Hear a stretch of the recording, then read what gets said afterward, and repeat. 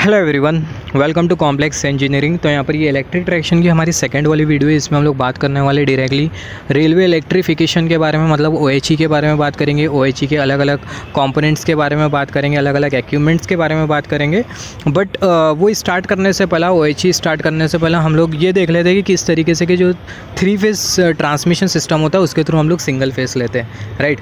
तो यहाँ पर अगर हम लोग देखें, यहाँ पर ये हमने क्या कंसिडर किया है, यहाँ पर ये हमने कंसिडर किया है, यहाँ पर ये 3 फेस ट्रांसमिशन लाइन जा रही है जिसका जो सप्लाई वोल्टेज है वो कितना है, वो है 132 kilo volt, right. 132 kilo volt 3 face supply, right. यहाँ पर अगर हम लोग देख सकते हैं 132 kilo volt 3 face supply, right. 3 face supply क्यों बोल रहे हैं, क्योंकि यहाँ पर हमें 3 फेसेस मिल रही है। यहाँ पर अभी अगर हम लोग देखें, यहाँ पर ये आर वाली फेसेस हमें दिखाई दे रही है, यहाँ पर ये हमें वाई वाली फेसेस दिखाई दे रही है। कर्सर की टिप केयरफुली नोटिस करेंगे और यहाँ पर ये हमें कौन सी फेस दिखाई दे रही है, यहाँ पर ये हमें बी फेस दिखाई दे रही है, राइट। तो यहाँ पर अभी अगर हम लोग देखें, यहाँ पर हमें 3 फेस ट्रांसमिशन लाइन की 3 फेस मिल रही है।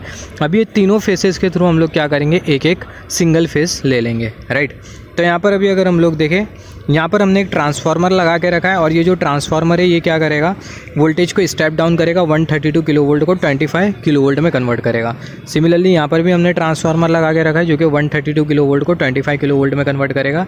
और यहाँ पर भी हमने ट्रांसफार्मर लगा के रखा है जो कि 132 किलो वोल्ट को 25 किलो वोल्ट वोल्टेज में कन्वर्ट करेगा। और ये जो ट्रांसफार्मर जहाँ पर लगा होता है, ऑब्वियसली ट्रांसफार्मर सबस्टेशन में लगा होगा, और वो जो सबस्टेशन होता है उसको हम लोग क्या बोलते हैं, ट्रैक्शन सबस्टेशन, राइट। तो यहाँ पर अभी अगर हम लोग देखें, जो ट्रांसफार्मर है इसकी जो प्राइमरी वाइंडिंग है, इसका जो एक जो फेस है वो किसके साथ कनेक्टेड है, आर के साथ कनेक्टेड है। और यहाँ पर ये जो दूसरा वाला जो टर्मिनल है वो किसके साथ कनेक्टेड है, वाई के साथ कनेक्टेड है, राइट। और फिर यहाँ पर ये वाला जो ट्रांसफार्मर है, दूसरा वाला ट्रांसफार्मर है, ये हमारा मान लेते हैं पूरा ट्रैक्शन सबस्टेशन है। यहाँ पर ये दूसरा वाला जो ट्रांसफार्मर है इसका एक जो फेस है वो किसके साथ कनेक्टेड है, वाई के साथ कनेक्टेड है, और दूसरा वाला जो टर्मिनल है बी के साथ कनेक्टेड है।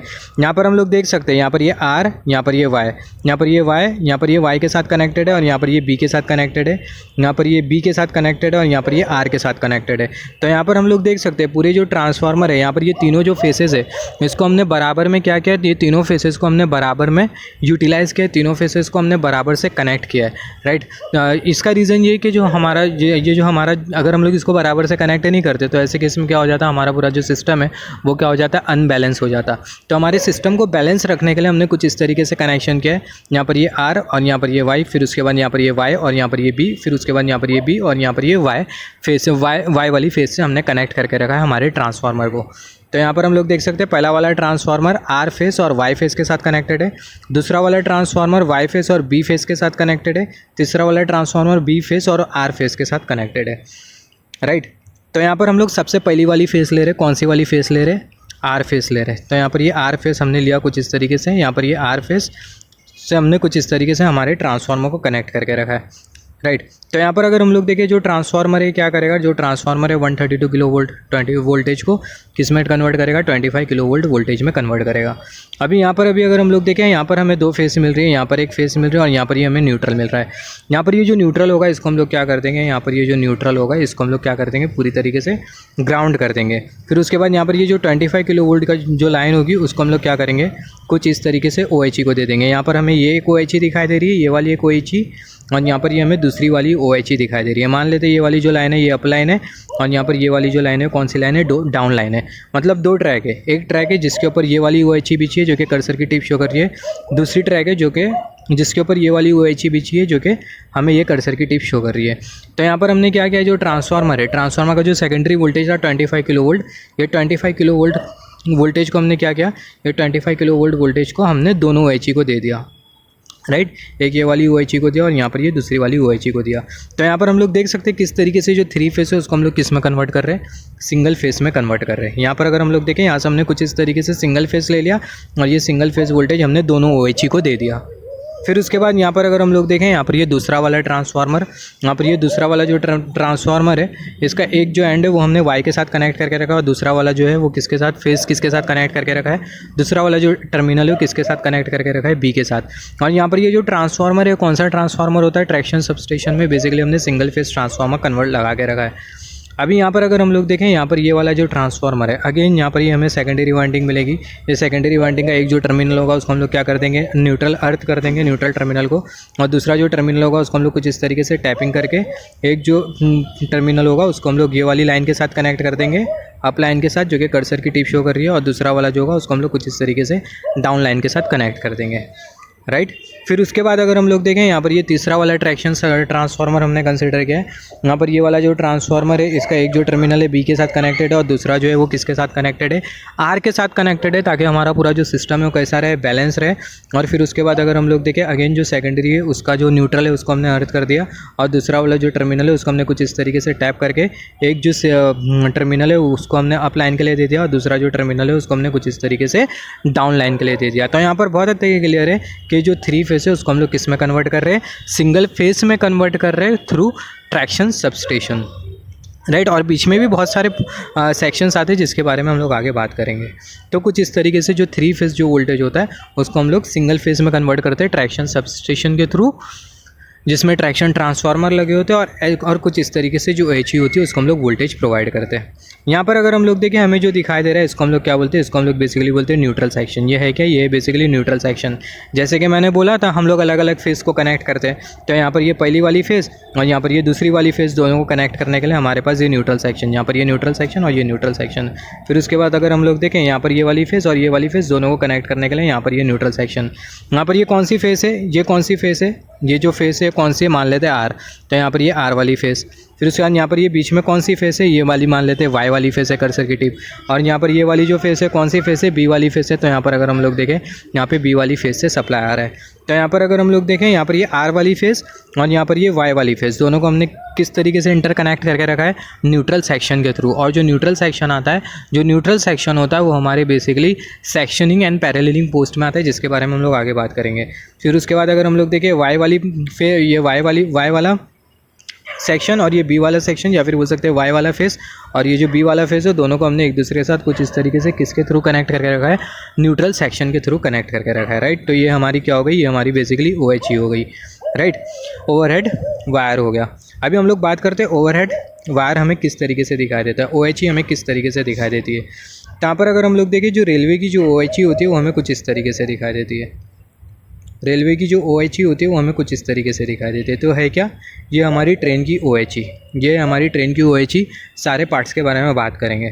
तो ट्रेन की OHE में अगर हम लोग देखें, सबसे पहला हमें क्या दिखाई देता है, ये हमें OHE मास्ट दिखाई देता है, राइट। ये OHE मास्ट दिखाई देता है। फिर उसके बाद हमें अलग अलग ट्यूब दिखाई देते हैं। यहाँ पर ये सबसे ऊपर वाला जो ट्यूब होता है इसको हम लोग क्या बोलते हैं, यहाँ पर ये हमने मास्ट कंसीडर किया, कर्सर की टिप हमें नोट डाउन करना है, ये हमने मास्ट कंसीडर किया। और जो मास्ट के साथ जो कनेक्टेड होता है उसको हम लोग क्या बोलते हैं, उसको हम लोग बेसिकली बोलते हैं कैंटिलीवर। तो ये बहुत इंपॉर्टेंट है, मास्ट के साथ जो अरेंजमेंट कनेक्टेड होता है उसको हम लोग क्या बोलते हैं, कैंटिलीवर बोलते हैं।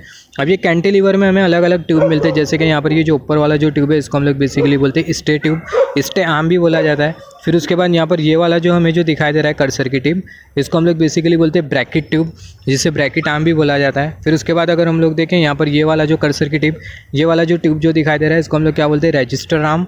फिर उसके बाद अगर हम लोग देखें, जो नीचे हमें जो ट्यूब जो दिखाई दे रहा है इसको हम लोग स्टेडी ट्यूब बोलते हैं, राइट। अब ये जो स्टेडी ट्यूब होता है इसके साथ हमारा क्या कनेक्टेड होता है, कॉन्टैक्ट वायर कनेक्टेड होता है।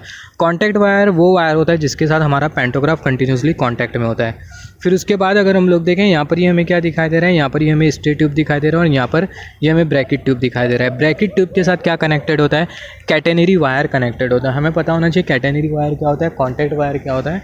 तो यहाँ पर ये जो कैटेनरी वायर है किसके साथ कनेक्टेड होता है, कैटेनरी वायर हमारा ब्रैकेट ट्यूब के साथ कनेक्टेड होता है, और जो कॉन्टैक्ट वायर होता है हमारा किसके साथ कनेक्टेड होता है, स्टेडी ट्यूब के साथ कनेक्टेड होता है, राइट। तो यहाँ पर हम लोग थोड़ा और इसको एक्सटेंड करके देख सकते हैं। हाँ, तो यहाँ पर अगर हम लोग देखें कुछ इस तरीके से, यहाँ पर ये हमारा स्टेडी ट्यूब दिखाई दे रहा है। स्टेडी ट्यूब के साथ ये हमारा कुछ इस तरीके से कॉन्टैक्ट वायर कनेक्टेड होता है, कर्सर की टिप। और यहाँ पर ये वाला जो वायर है ये बेसिकली कैटेनरी वायर, और ये जो कैटेनरी वायर होता है किसके साथ कनेक्टेड होता है, जो कैटेनरी वायर होता है बेसिकली हमारा ब्रैकेट ट्यूब के साथ कनेक्टेड होता है through this suspension arrangement. Cursor की टिप जो शो कर रही है इसको हम लोग बेसिकली बोलते हैं सस्पेंशन असेंबली, या फिर ये सस्पेंशन अरेंजमेंट। ये सस्पेंशन अरेंजमेंट के थ्रू हमारा कौन सा वाला वायर कनेक्टेड होता है, ये सस्पेंशन अरेंजमेंट के थ्रू हमारा बेसिकली कैटेनरी वायर कनेक्टेड होता है। अभी यहाँ पर अगर हम लोग देखें, यहाँ पर ये जो कैटेनरी वायर, यहाँ पर ये सबसे पहले स्टेडी ट्यूब अगर हम लोग देखें, स्टेडी ट्यूब के साथ क्या कनेक्टेड है, कॉन्टैक्ट वायर कनेक्टेड है। अब ये स्टेडी ट्यूब के साथ अगर हम लोग देखें, स्टेडी ट्यूब और रजिस्टर आर्म, यहाँ पर ये हमें क्या दिखाई दे रहा है, यहाँ पर ये रजिस्टर आर्म दिखाई दे रहा है और यहाँ पर ये स्टेडी ट्यूब दिखाई दे रहा है। तो स्टेडी ट्यूब और यहाँ पर ये रजिस्टर आर्म दोनों के बीच में कुछ इस तरीके से हमें बक्कल जैसा दिखाई दे रहा है। तो जो बक्कल होता है ये क्या होता है, मूव कर रहा होता है, ये मूव करता है, जिसके वजह से होता क्या है कि जो स्टेडी ट्यूब होता है ये क्या हो जाता है, फ्लेक्सिबल हो जाता है। मतलब ये जो स्टेडी ट्यूब होता है ये बेसिकली मूव कर सकता है अपने पोजीशन के अबाउट, ये अपनी पोजीशन से क्या कर सकता है, मूव कर सकता है स्टेडी ट्यूब, राइट। ये मूवमेंट करने की वजह से होगा क्या, जब ट्रेन हमारी ये पेंटोग्राफ, जब ट्रेन का पेंटोग्राफ कॉन्टैक्ट वायर के मतलब उसमें होगा, कांटेक्ट में होगा, जब ट्रेन बहुत फास्ट चल रही होगी, तो ऐसे केस में जो मैकेनिकल वाइब्रेशन होगा वो क्या होगा, वो एब्जॉर्ब कर लेगा ये स्टेडी आर्म। तो सिंपल वर्ड में हम लोग बोल सकते हैं कि जो स्टेडी आर्म होता है बहुत फ्लेक्सिबल लगा होता है, मूव कर सकता है अपने पोजीशन के अबाउट, अप डाउन हो सकता है। उसका रीज़न ये होता है कि जब ट्रेन जब जाएंगी तो ऐसे केस में जो मैकेनिकल जो फोर्सेज होंगे उसको क्या कर लेगा, ये स्टेडी ट्यूब एब्जॉर्ब कर लेगा ड्यू टू इट्स फ्लेक्सिबिलिटी। अब यहाँ पर अगर हम लोग देखें, यहाँ पर ये जो कैटेनरी वायर हमें जो दिखाई दे रहा है और यहाँ पर ये जो ये जो कॉन्टैक्ट वायर जो दिखाई दे रहा है, दोनों के बीच में क्या कनेक्टेड होता है, ड्रॉपर कनेक्टेड होता है। क्या कनेक्टेड होता है, ड्रॉपर कनेक्टेड होता है, राइट। तो सारी चीज़ों के बारे में हम लोग बात करेंगे।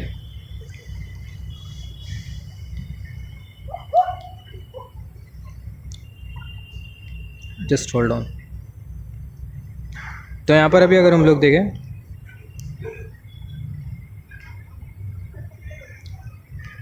तो हमें बात करना है कैटेनरी वायर मास्ट के बारे में, कैटेनरी वायर कैटेनरी सिस्टम के बारे में। तो यहाँ पर अभी अगर हम लोग देखें, कुछ इस तरीके से हमने क्या कंसीडर किया, ये कुछ इस तरीके से हमने क्या कंसीडर किया है, यहाँ पर ये हमने OHE मास्ट कंसीडर किया है, ये हमने क्या कंसीडर किया है, ये हमने OHE मास्ट कंसीडर किया है, राइट। अब ये जैसे कि मैंने बात किया था OHE मास्ट होता है। अब ये OHE मास्ट के साथ अगर हम लोग देखें, ये वाला जो आर्म लगा है इसको हम लोग क्या बोलते हैं, इसको हम लोग बेसिकली बोलते हैं स्टेडी आर्म। यहाँ पर ये ऐसे हमें क्या दिखाई दे रहा है, ऐसे हमें दिखाई दे रहा है, sorry stay arm not steady arm. तो यहाँ पर ये जो ऐसे हमें जो दिखाई दे रहा है ये है क्या, जो ऐसे है वो स्टे आर्म है। तो यहाँ पर ये वाला जो आर्म जो दिखाई दे रहा है ये है स्टे आर्म, और ये जो स्टे आर्म होता है इसका जो डायमीटर होता है कितना होता है, 28.4 mm होता है। फिर उसके बाद अगर हम लोग देखें, जो स्टे आर्म के साथ जो इंसुलेटर जो कनेक्टेड होता है उसको हम लोग क्या बोलते हैं, स्टे इंसुलेटर बोलते हैं। अब यहाँ पर अगर हम लोग देखें, यहाँ पर ये ट्यूब कनेक्टेड है, ये वाला जो ट्यूब होता है इसको हम लोग क्या बोलते हैं, ब्रैकेट ट्यूब बोलते हैं। और ये जो ब्रैकेट ट्यूब का जो डायमीटर होता है वो कितना होता है, 40 mm होता है, राइट। फिर उसके बाद अगर हम लोग देखें, यहाँ पर ये वाला जो आर्म है कौन सा आर्म है, कर्सर की टिप, ये है बेसिकली रजिस्टर आर्म। फिर रजिस्टर आर्म के नीचे कौन सा आर्म कनेक्टेड होता है, स्टेडी आर्म कनेक्टेड होता है। अब यहाँ पर ये जो स्टेडी आर्म है इसका जो डायमीटर होता है कितना होता है, 28.4 mm होता है, बहुत इंपॉर्टेंट है।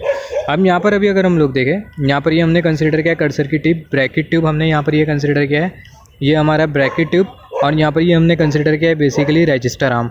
यहाँ पर ये ब्रैकेट ट्यूब और ये रजिस्टर आर्म दोनों के बीच में कुछ इस तरीके से क्या कनेक्टेड होता है, ड्रॉपर कनेक्टेड होता है, कर्सर की टिप। अब यहाँ पर अभी अगर हम लोग देखें, जैसे कि हमने बात किया था, हमारा ये ब्रैकेट ट्यूब कनेक्टेड होता है, ब्रैकेट ट्यूब के नीचे सस्पेंशन क्लैंप लगा होता है, और वो सस्पेंशन क्लैंप के जस्ट नीचे क्या कनेक्टेड होता है, हमारा कैटेनरी वायर कनेक्टेड होता है। जैसे कि अगर हम लोग ये वाली फिगर में अगर हम लोग देखें, ये वाली फिगर में अगर हम लोग देखें, जैसे कि हमने डिस्कशन किया था, जस्ट होल्ड ऑन। तो यहाँ पर ये वाली फिगर अगर हम लोग देखें, तो यहाँ पर ये फिगर में अगर हम लोग देखें, यहाँ पर ये क्या है, ये बेसिकली ब्रैकेट ट्यूब के साथ यहाँ पर ये कुछ इस तरीके से सस्पेंशन क्लैंप अरेंजमेंट होता है। ये सस्पेंशन क्लैंप के थ्रू कौन सा वायर कनेक्टेड होता है, कैटेनरी वायर कनेक्टेड होता है। कौन सा वायर कनेक्टेड होता है, कैटेनरी वायर कनेक्टेड होता है। और जैसे कि हमने बात किया था, यहाँ पर ये हमने कंसिडर किया, ये है ब्रैकेट ट्यूब और यहाँ पर ये रजिस्टर आर्म, दोनों के बीच में क्या कनेक्टेड होता है, ड्रॉपर कनेक्टेड होता है, राइट। ये ड्रॉपर कर्सर की टिप। अभी उसके बाद अगर हम लोग देखें आगे, उसके बाद अभी अगर हम लोग आगे देखें, यहाँ पर अभी अगर हम लोग देखें, यहाँ पर हमने बात किया इतना, यहाँ पर ये हमने जैसे कि हमने बात किया मूवेबल हुक होता है, जिसके वजह ये कर्सर की टिप मूवेबल हुक होता है। मूवेबल हुक के साथ क्या कनेक्टेड होता है, स्टेडी आर्म कनेक्टेड होता है। ये स्टेडी आर्म की फ्लेक्सिबिलिटी को इंक्रीज़ कर देता है मूवेबल हुक, जिसके वजह से होता है कि जब ट्रेन आती है तो ऐसे कि इसमें जो मैकेनिकल फोर्सेस जो होते हैं वो ये स्टेडी आर्म क्या होता है, एब्जॉर्ब कर लेता है। यहाँ पर अगर हम लोग देखें, पूरा जो कैंटिलीवर सिस्टम होता है, ये पूरा जो कैंटिलीवर सिस्टम होता है ये बहुत फ्लेक्सिबल होता है। ये फ्लेक्सिबल इसलिए होता है क्योंकि अगर ये रिजिड होगा तो ऐसे केस में होगा कि पूरी तरीके से डैमेज हो जाएगा जब ट्रेन हाई स्पीड में जाएंगी। राइट। जब ट्रेन हमारी हाई स्पीड में जाती है तो ऐसे केस में मैकेनिकल जो फोर्सेस जनरेट होते हैं पैंटोग्राफ के वजह से, तो मैकेनिकल फोर्सेस को एब्जॉर्ब करने के लिए हमें कुछ चाहिए होता है, और वही एब्जॉर्ब करने के लिए हम लोग क्या करते हैं, पूरे कैंटिलीवर की जो फ्लेक्सिबिलिटी होती है उसको हम लोग क्या करते थे, इंक्रीज़ कर देते हैं। फ्लेक्सिबिलिटी को इंक्रीज़ कर देते हैं मतलब जैसे कि यहाँ पर ये जो ब्रैकेट ट्यूब है, यहाँ पर ये स्टेडी आर्म है, ये रजिस्टर आर्म है, ये स्टेडी आर्म हो गया, ये रजिस्टर आर्म हो गया, यहाँ पर ये स्टे आर्म हो गया, ब्रैकेट ट्यूब हो गया, तो ये अपनी पोजीशन से क्या कर सकते हैं, थोड़ा बहुत हिल सकते हैं, राइट। जिसके वजह से होता क्या है, फ्लेक्सिबिलिटी थोड़ी इंक्रीज़ कर जाती है, और ये फ्लेक्सिबिलिटी इंक्रीज़ करने की वजह से होता है जो मैकेनिकल जो फोर्सेस होते हैं वो एब्जॉर्ब हो जाते हैं जब ट्रेन हमारी कैंटिलीवर के कांटेक्ट में आती है। तो मतलब जब ट्रेन जाती है, पैंटोग्राफ जब कांटेक्ट वायर के कांटेक्ट में होता है और जब ट्रेन हमारी मूव हो रही होती है, तो ऐसे केस में जो मैकेनिकल फोर्सेस होता है ये फ्लेक्सिबिलिटी की वजह से क्या हो जाते हैं, एब्जॉर्ब हो जाते हैं। अब यहाँ पर अभी अगर हम लोग देखें, जैसे कि हमने बात किया, यहाँ पर ये कुछ इस तरीके से क्या लगा होता है, ड्रॉपर लगा होता है, राइट। अब यहाँ पर अभी अगर हम लोग देखें, कुछ डायमेंशंस के बारे में बात कर लेते हैं, कुछ डायमेंशंस के बारे में। यहाँ पर अगर हम लोग देखें, जो गैप होता है स्टे आर्म और ब्रैकेट ट्यूब के बीच में, यहाँ पर अगर हम लोग देखें, यहाँ पर ये वाला जो आर्म होता है इसको हम लोग क्या बोलते हैं, स्टे आर्म बोलते हैं, और यहाँ पर ये वाला जो ट्यूब होता है इसको हम लोग क्या बोलते हैं, ब्रैकेट ट्यूब। ऐसे क्या है, ये स्टे आर्म है, ऐसे स्टे आर्म, बीटी क्या है, ब्रैकेट ट्यूब, आर है रजिस्टर आर्म, ऐसे स्टेडी आर्म। तो यहाँ पर अगर हम लोग देखें, यहाँ पर ये जो स्टे आर्म और यहाँ पर ये वाला जो आर्म है, ये स्टे आर्म, और ये इंसुलेटर स्टे इंसुलेटर, यहाँ पर ये स्टे आर्म और ये ब्रैकेट ट्यूब, दोनों के बीच का जो गैप होता है वो कितना होता है, 1.9 मीटर होता है, वेरी इंपॉर्टेंट। तो जो स्टे आर्म और जो ब्रैकेट ट्यूब है, दोनों के बीच का जो गैप होता है वो कितना होता है, 1.9 मीटर। और ये जो इंसुलेटर है, ब्रैकेट इंसुलेटर, क्योंकि ब्रैकेट ट्यूब के साथ कनेक्टेड है, और ये वाला जो इंसुलेटर है, स्टे इंसुलेटर, क्योंकि स्टे ट्यूब के साथ कनेक्टेड है। अब यहाँ पर अभी अगर हम लोग देखें, यहाँ पर अभी अगर हम लोग देखें, यहाँ पर ये जो रजिस्टर आर्म है, यहाँ पर ये जो हमने जो रजिस्टर आर्म जो कंसिडर किया है, यहाँ पर ये रजिस्टर आर्म, और यहाँ पर ये जो हमने जो स्टेडी आर्म जो कंसिडर किया है, स्टेडी आर्म, दोनों के बीच में जो गैप होता है वो कितना होता है, 250 mm। मतलब यहाँ पर ये जो रजिस्टर आर्म का जो हमने जो हाइट जो कंसिडर किया है, रजिस्टर आर्म से लेकर steady arm, not stay arm, steady arm, यहाँ पर अगर हम लोग देखें, ध्यान से सुनना, यहाँ पर ये वाला जो आर्म है ये है क्या, ये है रजिस्टर आर्म। रजिस्टर आर्म से लेकर यहाँ पर ये स्टेडी आर्म के बीच का जो गैप होता है वो कितना होता है, 250 mm होता है। तो स्टेडी आर्म और रजिस्टर आर्म दोनों के बीच का जो गैप है वो 250 mm होगा। फिर उसके बाद अगर हम लोग देखें, यहाँ पर ये जो स्टेडी आर्म से लेकर स्टेडी आर्म, यहाँ पर ये स्टेडी आर्म का नीचे वाला वो हो गया एंड, स्टेडी आर्म का सबसे नीचे वाला एंड जहाँ पर हमारा कॉन्टैक्ट वायर कनेक्टेड होता है, उसके बाद से हमारा यहाँ पर ये जो ब्रैकेट ट्यूब है वहाँ तक का जो गैप होता है वो कितना होता है, 300 mm होता है। तो ये बहुत इंपॉर्टेंट है। यहाँ पर ये जो स्टेडी आर्म और ये ब्रैकेट, स्टेडी आर्म का नीचे वाला कॉर्नर और यहाँ पर ये ब्रैकेट ट्यूब का जो नीचे वाला कॉर्नर है, दोनों के बीच का जो डिस्टेंस होता है कितना होता है, 300 mm होता है। फिर उसके बाद अभी अगर हम लोग देखें, यहाँ पर ये रजिस्टर आर्म और यहाँ पर ये जो स्टेडी आर्म है, दोनों के बीच का जो गैप होता है 250 mm। इसको हम लोग ऐसा याद रख सकते हैं, जो रजिस्टर आर्म और जो स्टेडी आर्म है, दोनों के बीच का जो गैप होता है कितना होता है, 250 mm होता है। फिर उसके बाद स्टेडी आर्म के नीचे से जो गैप होता है वो कितना होता है, 300 mm होता है। कहाँ तक के जाता है, हमारे ब्रैकेट ट्यूब के नीचे तक के जाता है, कॉर्नर तक के जाता है। अभी यहाँ पर अभी अगर हम लोग देखें, स्टेडी आर्म, जो स्टेडी आर्म होता है किससे, यहाँ पर ये ऐसे है क्या, ये है बेसिकली स्टेडी आर्म। यहाँ पर ये जो ऐसे है ये है क्या, स्टेडी आर्म है, और ये जो ऊपर वाला जो आर्म है वो स्टे आर्म है, राइट। तो यहाँ पर ये जो स्टेडी आर्म होता है किससे मिलके बना होता है, एल्यूमिनियम से मिलके बना होता है। Steady arm is made up of aluminium alloy and it is responsible for moving position of stagger. Steady arm is also responsible for absorbing mechanical vibration of OHE। जैसे कि हमने बात किया, जब हमारी ट्रेन जाती है तो ऐसे केस में होता है कि जो OHE उसमें मैकेनिकल वाइब्रेशन होता है, और वो मैकेनिकल वाइब्रेशन को एब्जॉर्ब करने का काम हमारा स्टेडी आर्म करता है ड्यू टू इट्स फ्लेक्सिबिलिटी, क्योंकि इसमें क्या लगा होता है, हुक लगा होता है, एक मूविंग अरेंजमेंट लगा होता है जो कि कर्सर की टिप शो कर रही है, राइट। तो यहाँ से हमने क्या समझा, ये जो स्टेडी आर्म होता है किससे मिलके बना होता है, एल्यूमिनियम एलॉय से मिलके बना होता है। और ये जो स्टेडी आर्म होता है ये रिस्पॉन्सिबल होता है स्टैगर की पोजीशन के लिए। अभी स्टैगर क्या होता है इसके बारे में हम लोग आगे बात करेंगे, राइट। तो यहाँ से हमने क्या क्या समझा, जो स्टेडी आर्म होता है, ये वाला जो आर्म है ये स्टेडी आर्म है। स्टेडी आर्म जैसे कि हमने डिस्कस किया था फिगर में, तो ये जो स्टेडी आर्म है एल्यूमिनियम एलॉय से बना होता है, और ये रिस्पॉन्सिबल होता है किसकी पोजीशन के लिए, स्टैगर की जो पोजीशन है उसके लिए रिस्पॉन्सिबल होता है, राइट।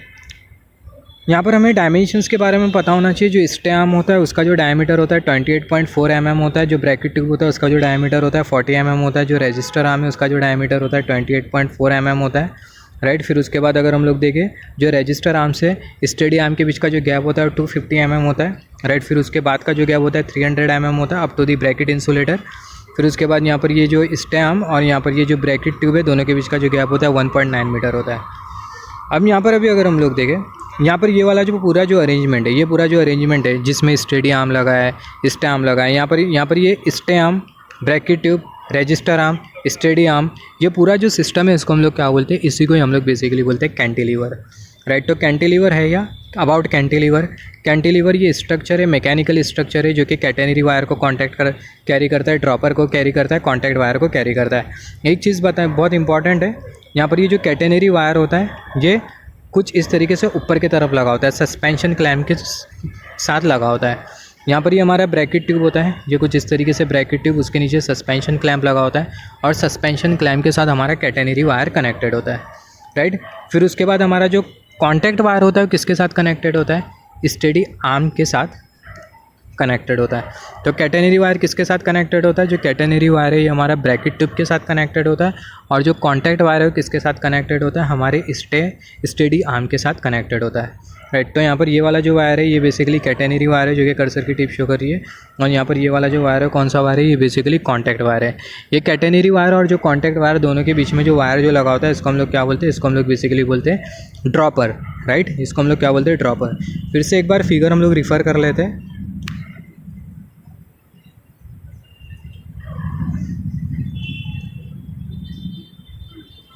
तो यहाँ पर अभी अगर हम लोग देखें फिगर को, अगर हम लोग देखें यहाँ पर ये कुछ इस तरीके से हमारा ये वाला स्टे ट्यूब हो गया, फिर उसके बाद यहाँ पर ये ब्रैकेट ट्यूब, कर्सर की ट्यूब, ये ब्रैकेट ट्यूब, ब्रैकेट ट्यूब के साथ कुछ इस तरीके से सस्पेंशन क्लैम्प लगा होता है। फिर उसके बाद कौन सा वायर कनेक्टेड होता है, कैटेनरी वायर कनेक्टेड होता है। फिर उसके बाद अगर हम लोग देखें यहाँ पर ये स्टेडी आर्म, जैसे कि हमने बात किया, ये जो स्टेडी आर्म है इसके साथ कौन सा वाला वायर कनेक्टेड होता है, स्टेडी आर्म के साथ हमारा कॉन्टैक्ट वायर कनेक्टेड होता है। और ये कैटेनरी वायर और कॉन्टैक्ट वायर दोनों एक दूसरे के साथ कनेक्टेड होते हैं with the help of dropper. यहाँ पर ये कुछ इस तरीके से ड्रॉपर लगा है कर्सर की टिप। तो यहाँ पर अगर हम लोग देखें, यहाँ पर ये वाली फिगर में भी हमें दिखाई देगा।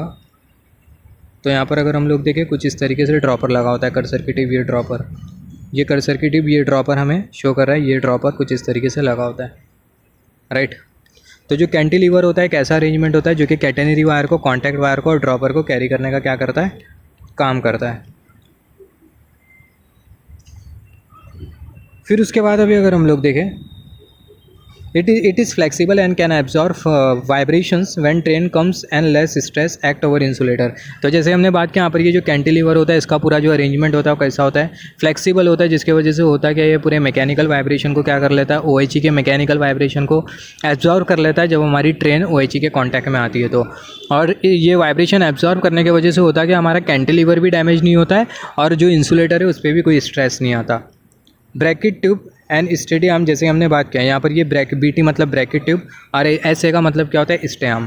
तो ये क्या करते हैं, कैटेनरी वायर, यहाँ पर ये जो ब्रैकेट ट्यूब होता है ये क्या करता है, जो BT है क्या, ये है बेसिकली ब्रैकेट ट्यूब। जो ब्रैकेट ट्यूब होता है वो क्या करता है, कैटेनरी वायर को कैरी करता है, और ये जो SA है क्या, ये है बेसिकली स्टेडी आर्म, ये किसको कैरी करता है, कॉन्टैक्ट वायर को कैरी करता है। जैसे कि हमने बात किया यहाँ पर ये वाला जो ट्यूब है ये है बेसिकली ब्रैकेट ट्यूब, यहाँ पर ये ब्रैकेट ट्यूब के साथ सस्पेंशन क्लैम्प लगा होता है, फिर उसके बाद हमारा कैटेनरी वायर कनेक्टेड होता है। तो जो ब्रैकेट ट्यूब होता है BT, ये क्या कैरी करता है, जो BT होता है कैटेनरी वायर को कनेक्ट करता है और जो कैरी करता है, और जो स्टेडी आर्म होता है वो क्या करता है, कॉन्टैक्ट वायर को कैरी करता है।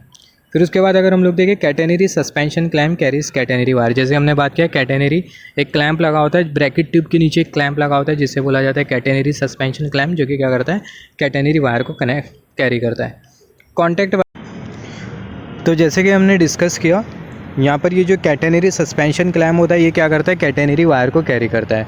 तो ये बहुत इंपॉर्टेंट है। यहाँ पर अगर हम लोग देखें, catenary suspension clamp carries catenary wire, जो कैटेनरी सस्पेंशन क्लैम्प होता है ये बेसिकली कैटेनरी वायर को कैरी करता है। अब यहाँ पर अभी अगर हम लोग देखें कैटेनरी वायर, यहाँ से क्वेश्चन आता है, जो कैटेनरी वायर होता है कहाँ पर लगा होता है, जो कैटेनरी वायर होता है बेसिकली हमारे यहाँ पर ये ब्रैकेट ट्यूब, यहाँ पर ये ब्रैकेट ट्यूब हमने कंसिडर किया, यहाँ पर ये ब्रैकेट ट्यूब और यहाँ पर ये स्टे आर्म, ये दोनों किसको कैरी करते हैं, ये बेसिकली कैटेनरी वायर को कैरी करते थ्रू कैटेनरी सस्पेंशन क्लैम्प। फिर उसके बाद अभी अगर हम लोग देखें यहाँ पर ये वाला जो वायर है, ये कर्सर की टिप जो शो करी है, ये है बेसिकली कॉन्टैक्ट वायर। अब ये कॉन्टैक्ट वायर को बेसिकली स्टेडी आर्म और रजिस्टर आर्म कैरी करते हैं। तो यहाँ पर अगर हम लोग देखें, ये वाला जो आर्म है रजिस्टर आर्म है और यहाँ पर ये वाला जो आर्म है ये बेसिकली स्टेडी आर्म है, जैसे कि हमने डिस्कस किया। तो स्टेडी आर्म और जो रजिस्टर आर्म होते हैं कौन से वायर को कैरी करते हैं, कॉन्टैक्ट वायर को कैरी करते हैं। तो यहाँ पर अभी अगर हम लोग देखें, यहाँ पर हमने वही डिस्कशन किया है, contact wire is specifically carried by register arm and steady arm. यहाँ पर अगर हम लोग देखें, steady arm is moving by movable arm and it is solid arm while rest are hollow and its shape is I. तो यहाँ से हमने क्या समझा, जो स्टेडी आर्म होता है वो क्या होता है, जो स्टेडी आर्म होता है हमारा मूव कर सकता है, मूवेबल होता है, राइट। उसके ऊपर एक बकल लगा होता है और वो बकल के थ्रू जो स्टेडी आर्म होता है वो मूव कर सकता है। और जो स्टेडी आर्म होता है वो सॉलिड होता है, राइट, वो हॉलो नहीं होता है। और बाकी के जितने भी जो आर्म होते हैं वो कैसे होते हैं, वो हॉलो होते हैं। जैसे कि हमने बात किया ब्रैकेट ट्यूब, स्टे आर्म हमने कंसिडर किया, रजिस्टर आर्म कंसिडर किया है। तो ये सारे के सारे जो आर्म होते हैं, ये सारे के सारे जो ट्यूब्स होते हैं हॉलो होते हैं। बट ये जो स्टेडी आर्म होता है ये हॉलो नहीं होता, ये सॉलिड होता है। और इसका जो शेप होता है वो कैसा होता है, आई शेप और एच शेप में होता है स्टेडी आर्म, राइट। फिर उसके बाद अभी अगर हम लोग देखें, यहाँ पर यहाँ पर ये वाला जो वायर है, ये कौन सा वायर है, ऊपर वाला वायर कर्सर की टिप शो कर रही है, ये बेसिकली हमारा कैटेनरी वायर है जो कि हमें कर्सर की टिप शो कर रही है। और यहाँ पर ये वाला जो वायर हमें जो दिखाई दे रहा है कौन सा वायर है, ये बेसिकली हमारा कॉन्टैक्ट वायर। अब यहाँ पर ये कैटेनरी वायर और ये कॉन्टैक्ट वायर दोनों एक दूसरे के साथ लगे होते हैं, किसके थ्रू, ड्रॉपर के थ्रू, राइट। यहाँ पर ये जो दिखाई दे रहा है वर्टिकल लाइन कर्सर की टिप जो कि शो कर रही है, इसको हम लोग बेसिकली बोलते हैं ड्रॉपर। अभी यहाँ पर ये जो हमने जो कैटेनरी वायर जो कंसिडर किया है, यहाँ पर ये कैटेनरी वायर और यहाँ पर ये हमने जो कॉन्टैक्ट वायर जो कंसिडर किया है, ये दोनों के बीच का जो डिफरेंस होता है इसको हम लोग क्या बोलते हैं, इनकम ब्रांचेस बोलते हैं, राइट। तो यहाँ पर अगर हम लोग देखें इनकम ब्रांचेस, तो यहाँ पर ये हमने कैटेनरी वायर कंसिडर किया है, यहाँ पर ये कैटेनरी वायर और ये कॉन्टैक्ट वायर दोनों के बीच का जो डिस्टेंस होता है उसको इनकम ब्रांचेस बोलते हैं, राइट। तो यहाँ पर अगर हम लोग देखें जो इनकम ब्रांचेस होता है क्या होता है, कैटेनरी वायर और कॉन्टैक्ट वायर दोनों का जो हाइट डिफरेंस होता है, दोनों के बीच में जो गैप का जो डिफरेंस होता है उसको हम लोग क्या बोलते हैं, इनकम ब्रांच बोलते हैं, राइट। अब यहाँ पर ये जो इनकम ब्रांच की जो वैल्यू होती है जनरली 1.4 मीटर होती है। और ये जो इनकम ब्रांच की जो वैल्यू होती है 1.4 मीटर होती है, मतलब ये दोनों के बीच का जो गैप है वो 1.4 मीटर होता है कैटेनरी और कॉन्टैक्ट वायर के बीच का। हम यहाँ पर ये जो इनकम ब्रांच होता है ये बेसिकली वेरी कर रहा होता है अलग अलग मतलब जोग्राफिकल कंडीशन के लिए, अलग अलग जोग्राफिकल कंडीशन पर ये जो इनकम ब्रांच होता है ये अलग अलग होता है। जैसे फॉर एग्जांपल टनल में जो इनकम ब्रांच होता है उसकी जो वैल्यू होती है वो कम होती है, एलिवेशन में जो इनकम ब्रांच होता है उसकी जो वैल्यू होती है वो ज़्यादा होती है, राइट। तो यहाँ से हमने इनकम ब्रांचेस के बारे में डिस्कस किया, जो कि डिफरेंस होता है किसका, कैटेनरी वायर और कॉन्टैक्ट वायर का। तो यहाँ पर आज हमने डिस्कशन किया पूरा कैंटिलीवर सिस्टम के बारे में। फिर उसके बाद नेक्स्ट वीडियो में हम लोग बात करेंगे OHE के ओवरलैपिंग के बारे में। और फिर उसके बाद हम लोग जो OHE के बीच में जो पोल स्पैन होता है, जो मास्ट होता है, उसके बारे में हम लोग बात करेंगे।